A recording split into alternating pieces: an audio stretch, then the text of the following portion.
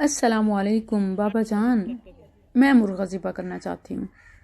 لوگوں میں عورت کے ذبیحہ کے حوالے سے بہت کنفیوژن ہے، وہ اسے حرام یا بالکل مکروہ سمجھتے ہیں، تو صحیح بخاری سے چند مثالیں دے کر انہیں سمجھا بھی دوں گی انشاءاللہ۔ بسم اللہ اللہ اکبر۔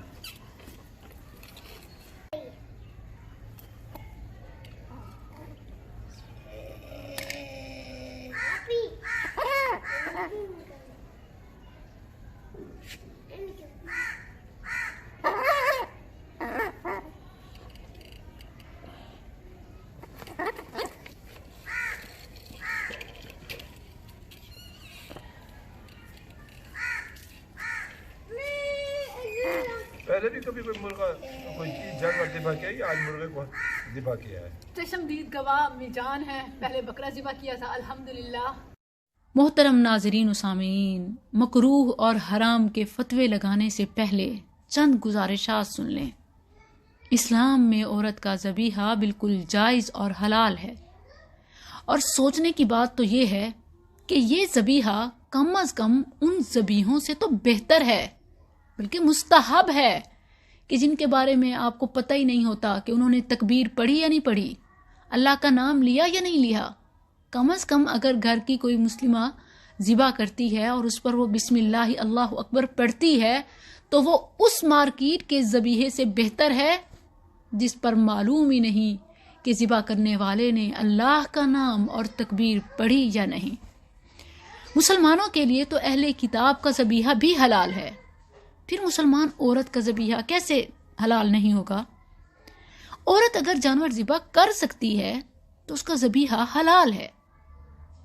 یہ ایک سکل ہے، صلاحیت ہے، اور یاد رکھیں کہ جو مسلمان جتنی زیادہ صلاحیتیں سکلز جانتا ہے وہ اتنا ہی نہ صرف گڈ پرسن بلکہ گڈ مسلم ہے۔ سبحان اللہ۔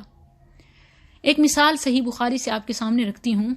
ابن کعب بن مالک رضی اللہ عنہ اپنے والد سے بیان کرتے ہیں کہ ان کے پاس بکریوں کا ایک ریوڑ تھا جو سلا پہاڑی پر چرنے جاتا تھا۔ انہوں نے بیان کیا کہ ہماری ایک باندی نے ہماری ہی ریوڑ کی ایک بکری کو جب وہ چر رہی تھی تو دیکھا کہ وہ مرنے کے قریب ہے، اس نے ایک پتھر توڑ کر اس سے بکری کو ذبح کر دیا۔ انہوں نے اپنے گھر والوں سے کہا کہ جب تک میں نبی صلی اللہ علیہ وسلم سے اس کے بارے میں نہ پوچھ لوں اس کا گوشت نہیں کھاؤں گا۔ تو جب نبی صلی اللہ علیہ وسلم کے سامنے مسئلہ رکھا گیا اور پوچھا گیا تو نبی صلی اللہ علیہ وسلم نے اسے کھانے کا یعنی گوشت کھانے کا حکم دیا۔ تو کوئی مکروہ نہیں ہے، بلکہ صحابہ میں سے ایک صحابی ابو موسیٰ اشعری رضی اللہ عنہ کے بارے میں صحیح بخاری میں ہی ثابت ہے کہ وہ اپنی بیٹیوں کو اپنے قربانی کے جانور ذبح کرنے کا حکم دیتے تھے کہ اپنے جانور خود ذبح کرو۔ آمارا ابو موسیٰ بناتا، ابو موسیٰ اشعری رضی اللہ عنہ اپنی بیٹیوں کو کہتے کہ آپ اپنی قربانی کا جانور خود ذبح کریں، اور بعض صحابیات رضی اللہ عنہن بھی اپنے جانوروں کو خود ذبح کرتی تھیں۔ Thank you ya Allah for love you gave me. Thank you ya Allah for love you gave me. And the wisdom you taught me, and the wisdom you taught me, and the kindness in your eyes. Thank you ya Allah, thank you ya Allah, for love you gave me, for love you gave me, and the wisdom you taught me, and the wisdom you taught me, and the kindness in you. زمین تیرے لئی آسمان تیرے واسطے، زمین تیرے لئی آسمان تیرے واسطے، کنی کیتا رب نے قبول تیرے واسطے، مرغن مچھی انڈے تے بٹیرے تیرے واسطے۔ سبحان اللہ۔ کنی کیتا رب نے قبول تیرے واسطے۔ اللہ کی نعمت، یہ مرغی ہے، دیسی مرغا ہے، سردیوں کا سوپ، اس کو ذبح کیا بھی دکھایا گیا تھا۔ اب اس کو جو ہے نا بنا رہے ہیں، तो वो भी दिखा रहे हैं। देखो कितना सारा पानी है, इसमें डाल दिया है पूरा फुल मुर्गा।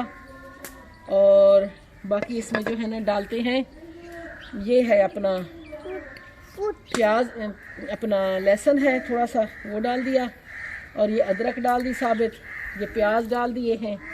अच्छा, यखनी में प्याज जाते हैं? डाल दें थोड़े से, कोई बात नहीं है। अच्छा, तो और जो है ना इसके अंदर थोड़ी सी हल्दी भी डाल दी है, ठीक है। और इसके अंदर नमक डाल दिया है, जाफरानी स्मोकी यखनी। अच्छा हाँ जी, इसके अंदर थोड़ा सा ये नमक डाल दिया है।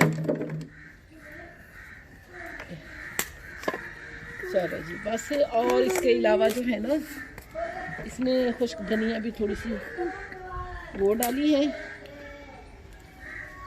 चलो, बाकी इसके अंदर काली मिर्च जब इसको वो तैयार होगा ना फिर इसके अंदर डालेंगे। और घी वगैरह, ऑयल वगैरह इसके अंदर कुछ नहीं डालना। जैसे ये बिल्कुल पक जाएगा, गल जाएगा गोश्त और ये पानी मिक्स हो जाएगा शोरबा, तो फिर इसको जो है ना अब इसको कवर कर देंगे और फिर दिखाते हैं। सुभान अल्लाह, कैसे ऐसे नजर आ रहा है, मुंह देखकर मुंह में पानी आ रहा है। हाँ? दिल कर, अब तो सब्र भी नहीं हो रहा माशाअल्लाह ताला की नेमत को देखकर। अम्मी के हाथ है ना, सुभान अल्लाह। बारकल्लाह फीकुम।